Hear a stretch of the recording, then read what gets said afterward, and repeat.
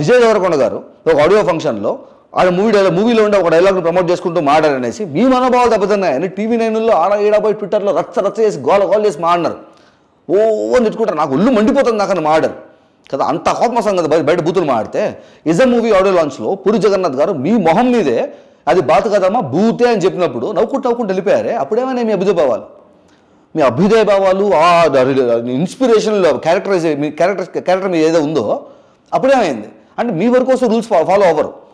ట్విట్టర్లోకి వచ్చి ఎవరైనా మాట్లాడితే ఇప్పుడు నీ బట్టలు చూడరా అని మాట్లాడడానికి ఉంటుంది, మీరు ఫాలో అయ్యేదానికి ఉండదు. ఇలాంటి ఒక మనిషిని ఐడియలైజ్ చేసుకోవడం ఫ్యాన్ అని చెప్పుకోవడం కరెక్ట్ కాదనన్నా అని మాడతా.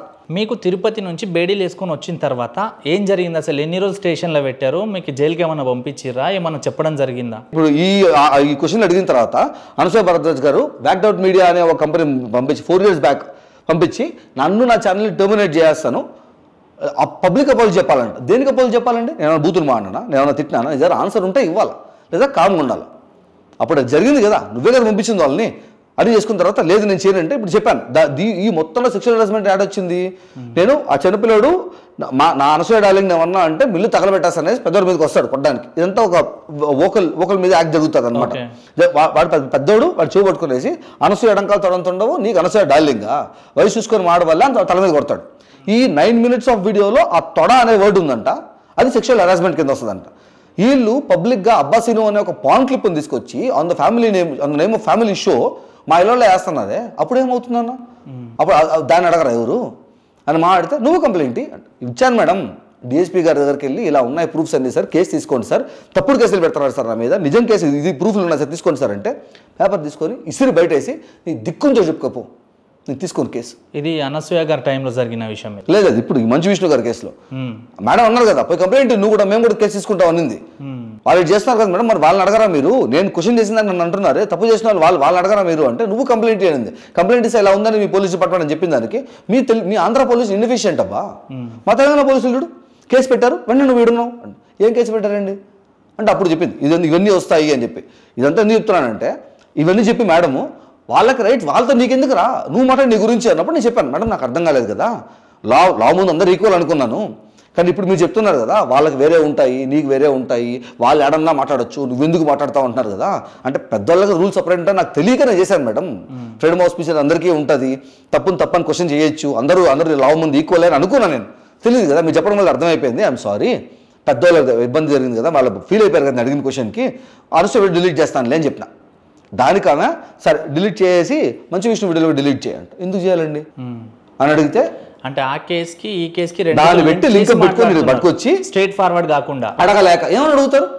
అన్ని కార్డు స్క్రీన్ షాట్స్ ప్రూఫ్లతో ఉన్నప్పుడు ఏమని అడుగుతారు? ఎందుకు డిలీట్ చేయమని అడుగుతారు?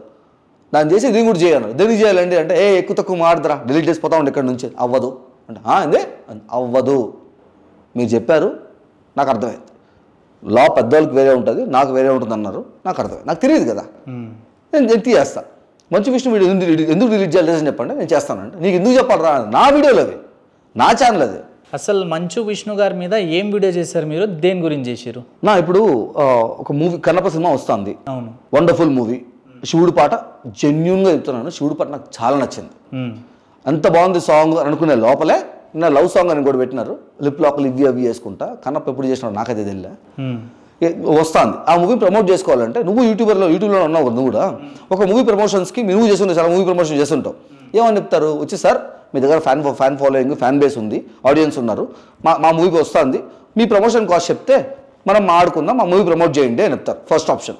లేకపోతే సార్ అందరూ డబ్బులు అంతా పెట్టి ఒక మూవీ తీస్తున్నాం సార్, మా దగ్గర ఫండ్స్ ఏం లేవు, మీరు చెప్తే మీ వాళ్ళకి బాగుంటుంది, కొంచెం మూవీకి హెల్ప్ అవుతుంది అంటే నీకు నచ్చితే ఓకే అనుకుంటే నువ్వు ఫ్రీగా చేస్తావు, అంతేనా?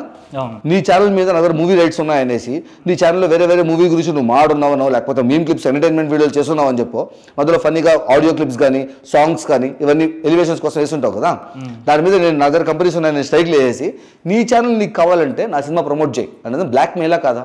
అదే ఎవరు చెప్పారు స్ట్రైట్గా?